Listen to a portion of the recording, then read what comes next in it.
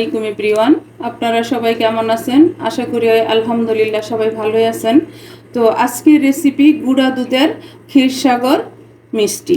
তো এই ক্ষীরসাগর মিষ্টিটা বানানোর জন্য একদম দুইটা উপকরণ দিয়ে হয়ে যাবে। তো এর জন্য এই যে এখন আমি একটা ফ্রাই প্যান চুলায় বসাই দিছি, চুলাটা জ্বালাই দিব। বিসমিল্লাহির রহমানির রহিম। একদম অল্প উপকরণে অল্প সময়ের মধ্যে এই মিষ্টিটা রেডি করে নেওয়া যায়। এখন এই পর্যায়ে আমি দিয়ে দিব এই যে 1 কাপ চিনি। চিনিটাকে আমি ক্যারামেল বানাই নিব। এই যে ক্যারামেলটা বানাই নিতেছি প্রথমে।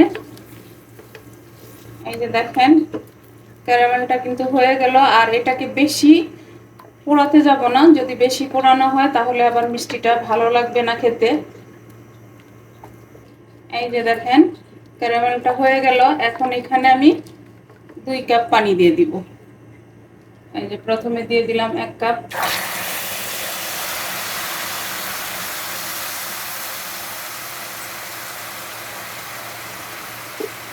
আর দিয়ে দিব 1 কাপ।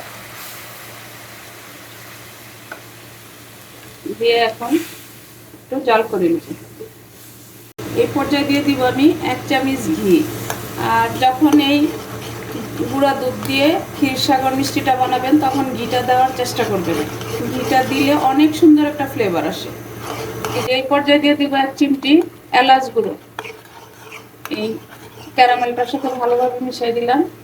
এখন দিয়ে দিব আমি 1 কাপ গুঁড়া দুধ।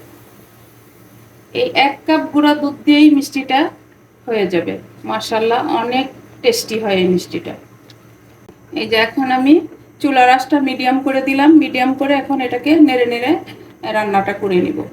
একেবারে সহজভাবে এই মিষ্টিটা রেডি হয়ে যায়। যদি কখনো বাসায় গেস্ট আসে, যদি মিষ্টি কোনো ডেজার্ট রাখতে চান তাহলে এটা রাখতে পারেন। এটা একদম ইজি আর একেবারে চটজলদি হয়ে যায়। তো আমার নতুন রাঁধুনি, নতুন প্রজন্মের যারা আছেন তারা এই মিষ্টিটা ট্রাই করে দেখতে পারেন। আশা করি ইনশাল্লাহ নিরাশ হবেন না। আর যারা ফেসবুক পেজ থেকে দেখতেছেন তারা প্লিজ আমার পেজটাকে লাইক, শেয়ার, কমেন্টস করে দিবেন। আর যারা নতুন তাদের উদ্দেশ্যে বলি, প্লিজ আমার চ্যানেলটাকে সাবস্ক্রাইব করবেন, লাইক করবেন, শেয়ার করবেন এবং কমেন্টস করবেন। আমি প্রত্যেকটা ভিডিওতেই বলি আপনারা আমার পাশে থাকেন।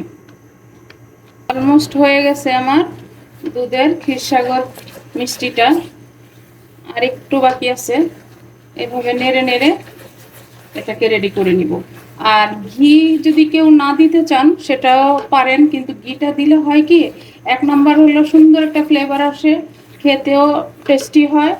আর হলো এই যে পাতিলের তলায় এই দুধটা লাগবে না। হ্যাঁ, হয়ে গেল আমার গুঁড়া দুধের ক্ষীরসাগর মিষ্টি। এখন এটাকে আমি নামাই নিব। নামায় সার্ভ করে আমি আপনাদের সাথে শেয়ার করতেছি। এই যে দেখেন হয়ে গেল আমার গুঁড়া দুধের ক্ষীরসাগর মিষ্টি। তো এই ক্ষীরসাগর মিষ্টিটা বানাতে কিন্তু একেবারে সময় অল্প লাগে। তো এখন এর মধ্যে একটু সাজানোর জন্য আমরা এরকম একটু কাজু বাদাম দিয়ে দিতে পারি। একটা এইভাবে দিলাম, একটা এইভাবে দিলাম। আর যত ঠান্ডা হবে তত এটা বসে যাবে। তো আমি তো এরকম ছোট ছোট বাটিতে দিলাম। আপনারা চাইলে কিন্তু কোনো কাপ কেকের বাটিতেও দিতে পারেন বা এমনিতে দিতে পারেন।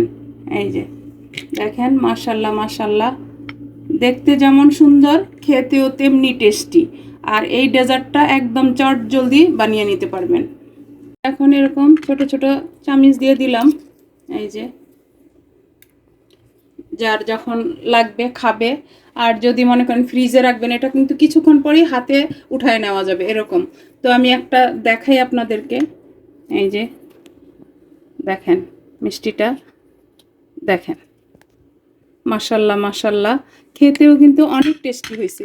তো আমি একটু ট্রাই করে দেখি। বিসমিল্লাহির রহমানির রহিম।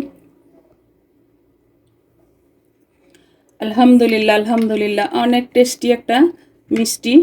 তো আজকে আমার এই গুঁড়া দুধের ক্ষীরসাগর মিষ্টিটা বানানো হয়ে গেল। আমি আপনাদের কাছ থেকে বিদায় নিব। আবার নতুন কোনো রেসিপি নিয়ে আসব। আল্লাহ হাফেজ।